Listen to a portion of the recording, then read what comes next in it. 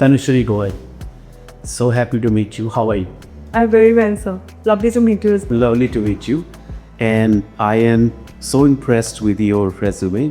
And I told you that I'm doing this series on leadership in India. And I've been also, of course, interviewing some terrific jurists like Geeta ma'am and others. But I'm also interviewing young leaders, upcoming leaders. And I see you as one who is working in Niti Aayog, and you have a master's degree in public policy. Yes. So why don't you take a minute and introduce yourself? Tell us about what you have accomplished, including the art scene. You have created a company. You are an artist yourself.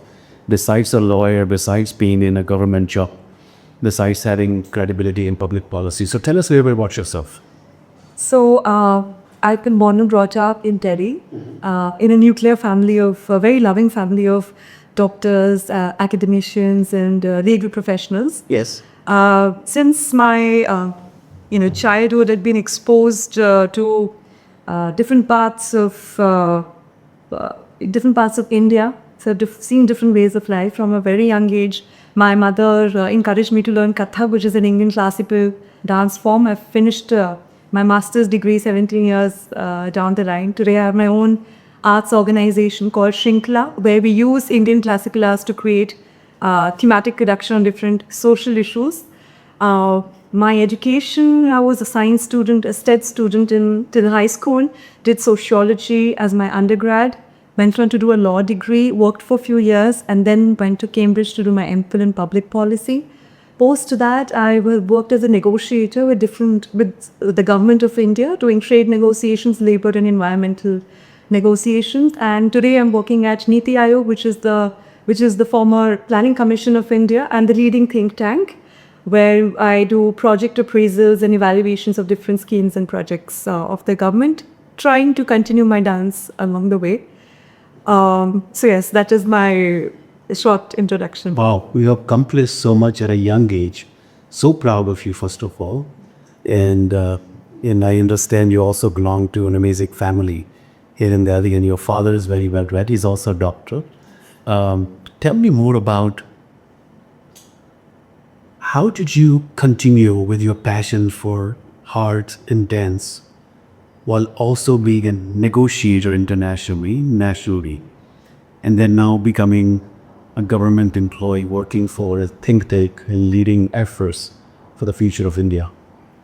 I think this stems from two things. One is an operational part and one is the motivation behind it.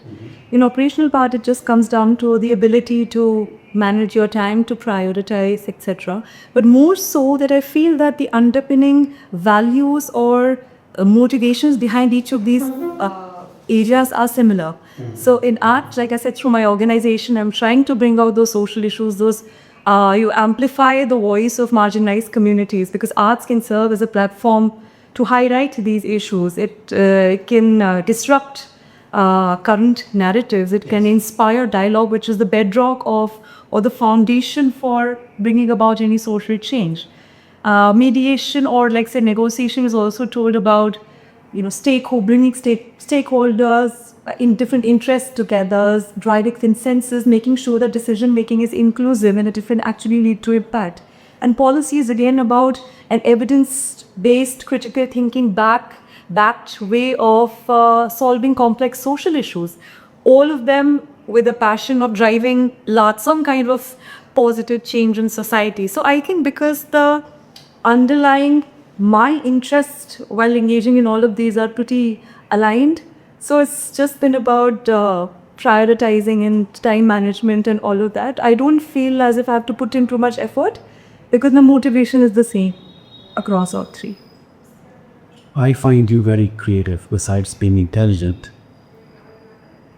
Do you think all these diverse interests makes someone creative? Yes, I do. I was also a sports person in the early years of my schooling and up to undergrad. I feel that all of these things do add different layers to your personality. You learn hard work, you learn teamwork, leadership, strength, discipline, perseverance.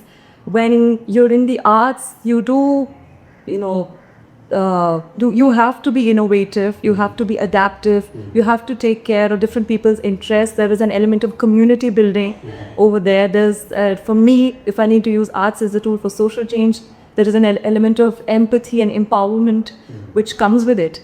And of course, the entire training as an artist, the training as a dancer or a musician or a sports person, exposure to social issues, environmental causes, and all of that does make you a very holistic person.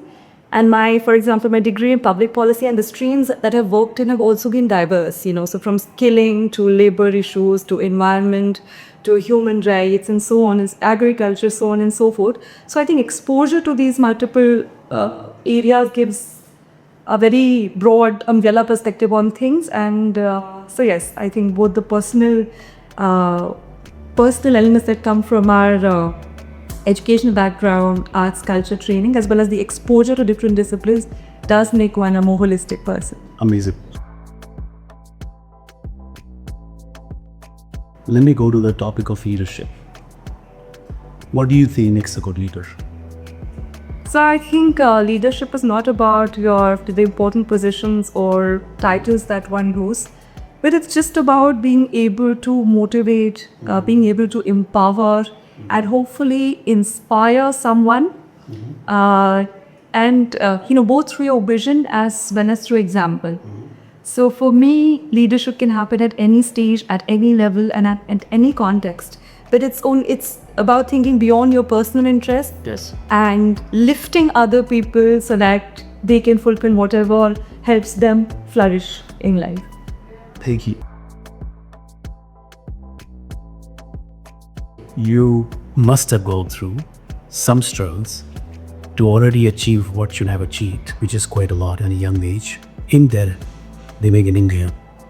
Would you be able to share some of that elements, if not the entire struggle stories that you had to overcome to be here? And it looks like you're very content, very happy, very pleased with your career, how it is holding. And I know you are ambitious, so you're going to go far, way further, even from the point you are now. But any comments on the struggles? First, I'd like to start with is that at the outset, I feel I come from a very privileged background.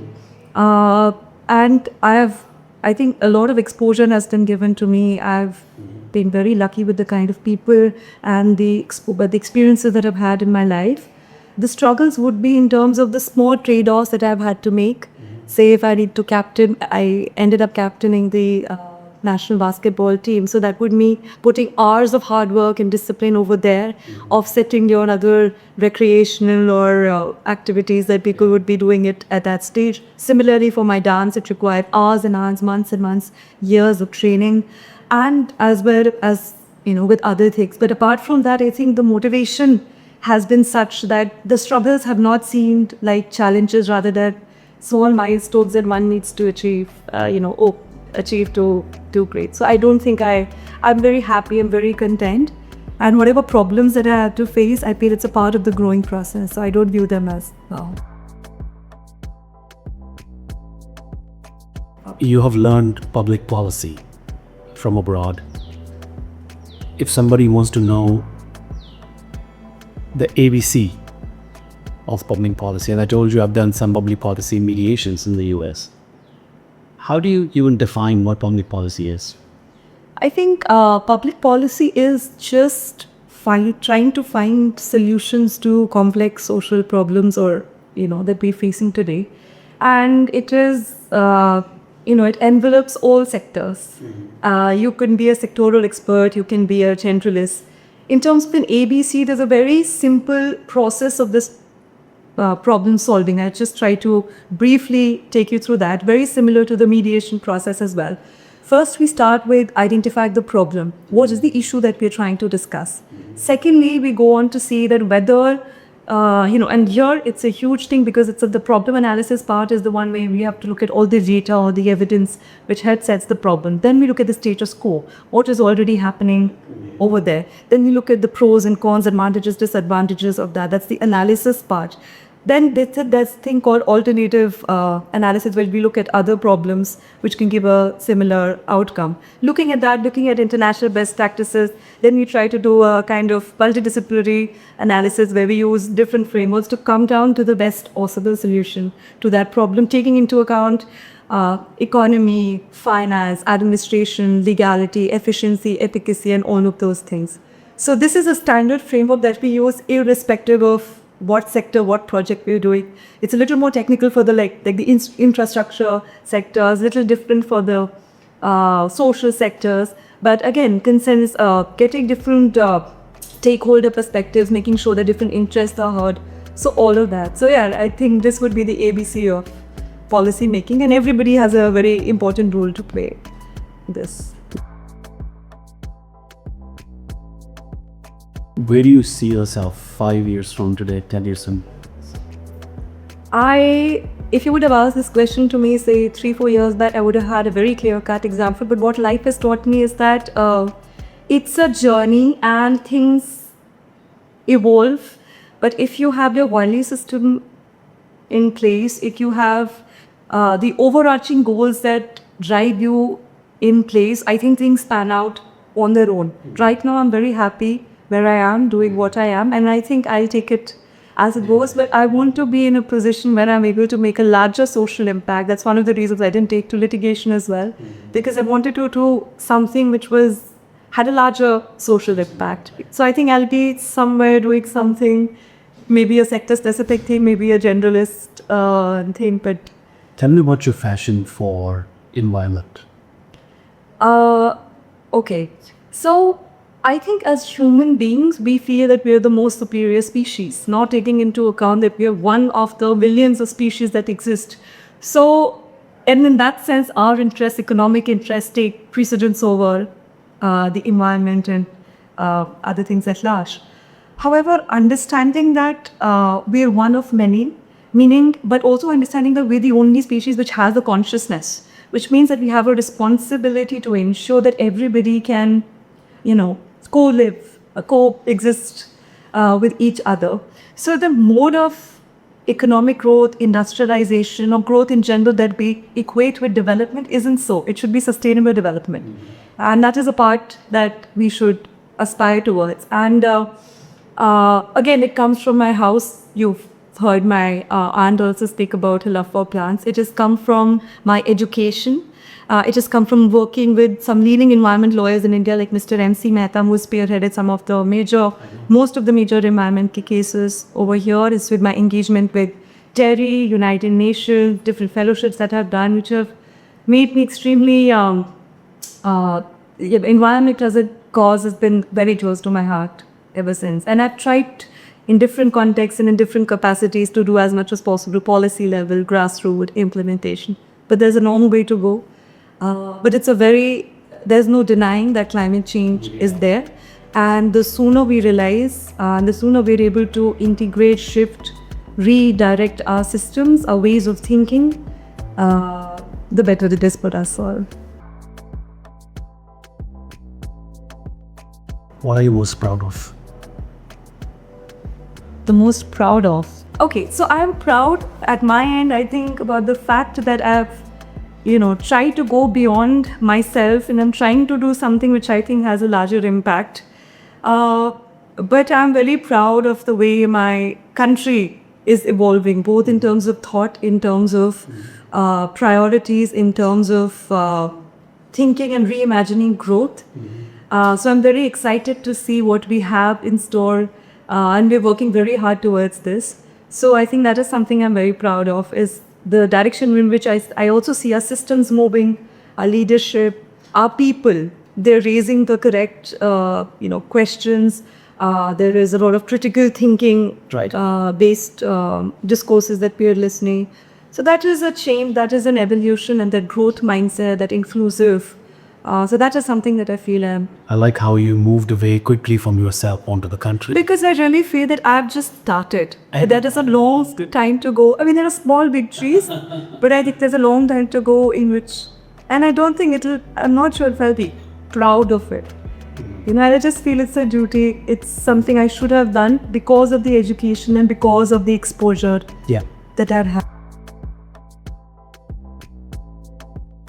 Tanushi, you and I both love, we have something in common. I mean, more than one thing, but we both appreciate culture, value system. You have love for art, I have love for art. And though I'm nowhere close to the dancing skills you have or the love for theater you have, but I've done my own little gig in that, and I love creativity. The question I have for is just focus on culture, and you're touching on that right now as I speak, Indian culture. Do you think that has something to do with why India has produced some of the best, not just legal minds, but overall leaders in the world? Is who we are as a country, as a civilization, who we are as a culture? I think so, because you know, the very ethos of Indian culture is thinking about the other, respecting the other, making sure, you know, Atithi Devo Bhava. Always, like all our main major religious philosophical texts talk about inclusivity. They talk about sensitivity towards other people in a very harmonious kind of a way. So I think when any decision is made or anything is done, it's not looked at from the lens of an I. It's looked at from the lens of we as a collective. So I think, you know, taking that larger interest into mind, being in terms of the communities, be it in terms of the arts, be it in terms of caring for the environment or caring for the world at large, I think we have a much broader and holistic approach towards that versus just thinking about our own. So I think that sense of empathy, inclusivity, that really impacts the way we view anything that we do. So it's about value adding, not just to us, but to everybody around us. What do you miss about India when you travel abroad? I miss the food. And the people and my family, because there is a sense of rootedness and belongingness that is here. I spent about 2 years in the UK. Brilliant experience, learned a lot of exposure, but I do miss the sense of belongingness that I have in my own country. You mentioned this a little earlier, but as a country, as a part of a country, you're saying India is emerging at a global stage, and you both know India is doing so well, not just in one sector, in multiple sectors. Besides the economy, do you see India playing more role in global decision-making scene at the table? Yeah, not just climate change, for example, is the interest of yours, but also thinking about security, safety, and economic prosperity of the people involved. Definitely. And I think we already are. Earlier on, or at least in the recent events that we've seen, you started taking a more interest-based offensive stance and decision-making, be it security, cross-border security, or economy, or geopolitics in general. So I think we've come at the time we're already going to be the 4th largest economy, surpassing Japan. So we've reached out there, we're improving on all our different parameters. We've lifted so many people out of poverty.